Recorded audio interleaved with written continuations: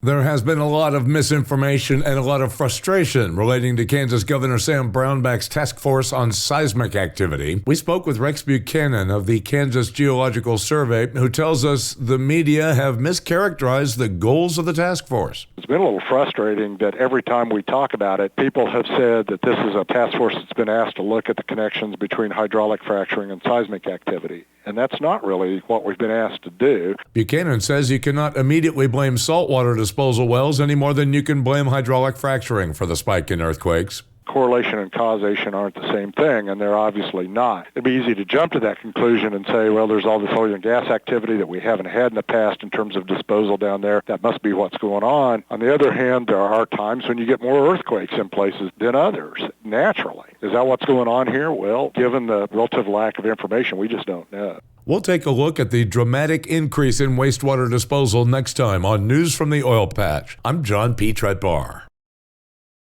We received documentation from throughout the state in a request under the Kansas Open Records Act that shows a dramatic statewide increase in saltwater disposal in Kansas and a dramatic increase in the area at the center of our recent increase in earthquake activity. We spoke with the interim director of the Kansas Geological Survey, Rex Buchanan. There's no question we've seen an uptick. We had a day where we had 5 events in one day in that area. I don't know that I can sit here and tell you that we've ever had more than one per day recorded by the USGS. So there's no question we were getting a higher level of activity. Horizontal drilling has increased the amount of produced water at many wells in Harper County, which has resulted in a spike in saltwater disposal there. Some of these wells have seen permit requests for larger volumes than we would have seen historically, and certainly that's been true down in Oklahoma. While things may not have changed in terms of sheer number of wells, some of these wells produce a lot of water. There's been an increase in the volume of some of the disposal wells as a result. Based on the numbers we acquired from the Kansas Corporation Commission under the Kansas Open Records Act, operators in southern Kansas are disposing of far more water than had been previously reported. In Harper County, volumes jumped nearly 5 times from 2010 to 2013, from 9.1 million barrels of disposed water in 2010 to more than 42 million barrels last year. Initial reports to the Kansas Corporation Commission indicate disposal in Harper County this year has already nearly doubled last year's total.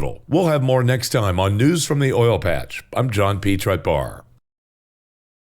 The state of Kansas is approaching annual disposal of some 1 billion barrels of produced salt water. If you include water injections used for enhanced oil recovery, the total topped 1 billion barrels for the first time in 2012 and did so again in 2013. Initial records released by the Kansas Corporation Commission indicate the numbers this year will increase dramatically again. But Rex Buchanan of the Kansas Geological Survey is still hesitant to point at any one particular cause. I don't think we know what's going on in Kansas. I think it's way too early to assume anything. Having said that, the governor asked us to take a look at this issue and report back what an appropriate response would be, and that's certainly what we'll do. The governor's task force, which includes the KGS, the KCC, and the Kansas Department of Health and Environment, is expected to release its report later this year. With News from the Oil Patch, I'm John P. Tretbar.